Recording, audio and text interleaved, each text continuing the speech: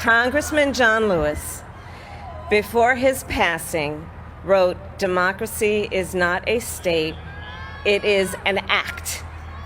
And what he meant was that America's democracy is not guaranteed.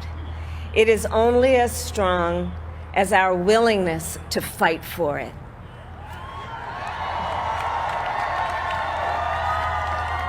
To guard it and never take it for granted. And protecting our democracy takes struggle, it takes sacrifice, but there is joy in it, and there is progress, because we, the people, have the power to build a better future.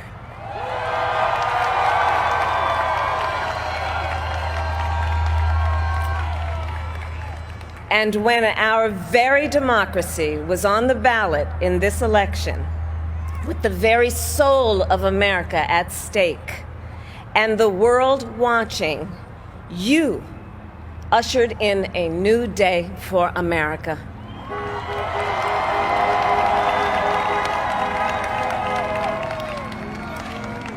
To our campaign staff and volunteers, this extraordinary team, thank you for bringing more people than ever before into the democratic process.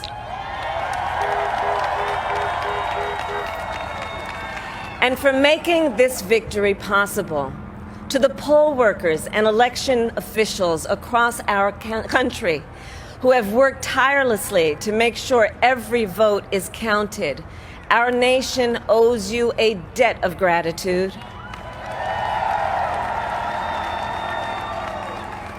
You have protected the integrity of our democracy. And to the American people who make up our beautiful country, thank you for turning out in record numbers to make your voices heard.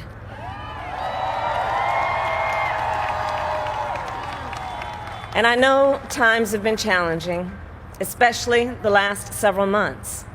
The grief, sorrow, and pain, the worries and the struggles.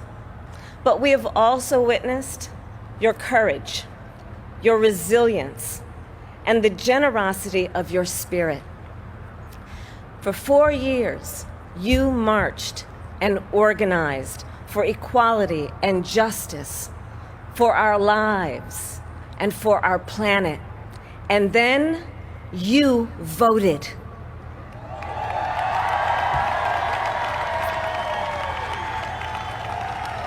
And you delivered a clear message. You chose hope and unity, decency, science, and yes, truth.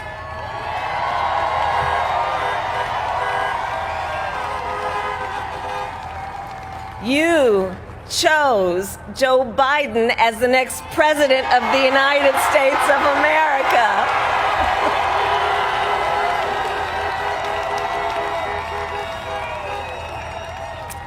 And Joe is a healer, a uniter, a tested and steady hand, a person whose own experience of loss gives him a sense of purpose that will help us as a nation reclaim our own sense of purpose.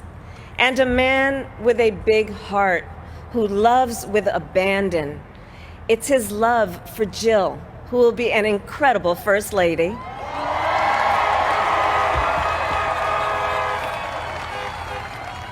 It's his love for Hunter and Ashley and his grandchildren and the entire Biden family.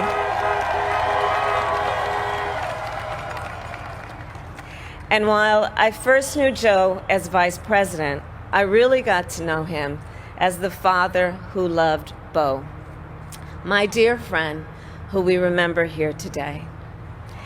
And to my husband, Doug,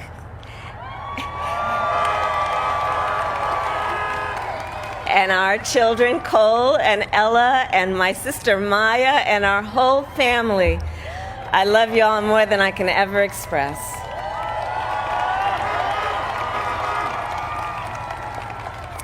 We are so grateful to Joe and Jill for welcoming our family into theirs on this incredible journey.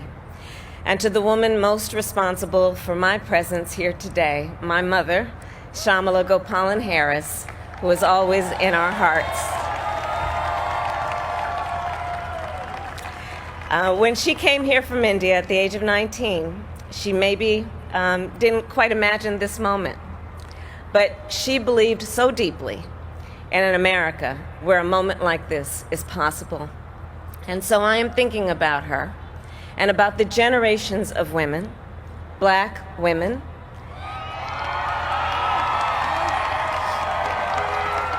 Asian, white, Latina, Native American women, who throughout our nation's history have paved the way for this moment tonight. Women who fought and sacrificed so much for equality and liberty and justice for all, including the Black women who are often, too often, overlooked, but so often prove they are the backbone of our democracy.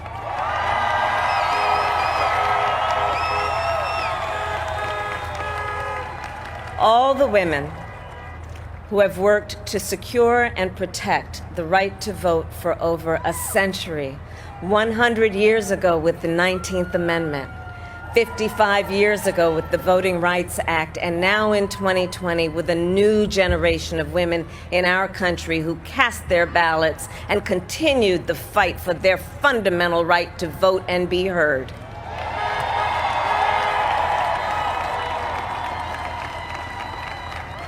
Tonight I reflect on their struggle, their determination, and the strength of their vision to see what can be unburdened by what has been.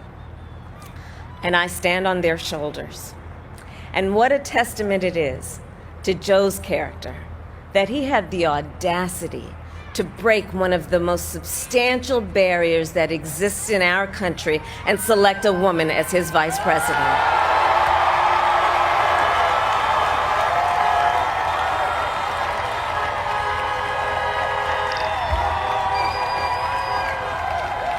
But while I may be the first woman in this office, I will not be the last.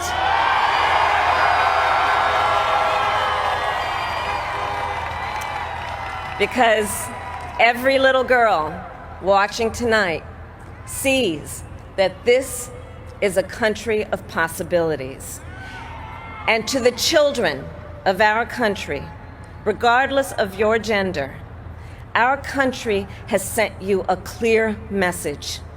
Dream with ambition, lead with conviction, and see yourselves in a way that others may not, simply because they've never seen it before.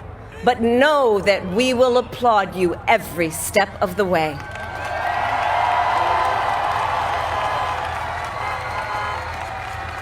And to the American people, no matter who you voted for, I will strive to be a vice president, like Joe was to President Obama, loyal, honest, and prepared, waking up every day thinking of you and your family.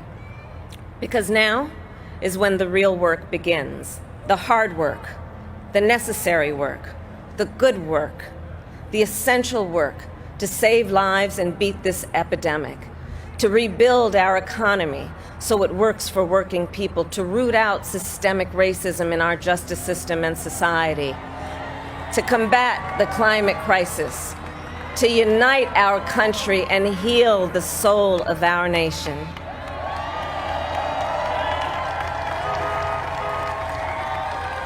And the road ahead will not be easy, but America is ready. And so are Joe and I.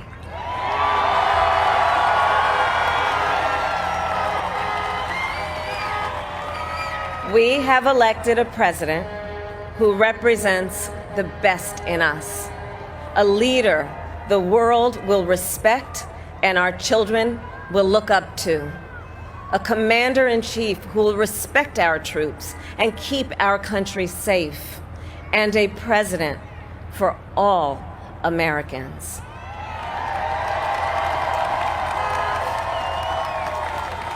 And it is now my great honor to introduce the President-elect of the United States of America, Joe Biden.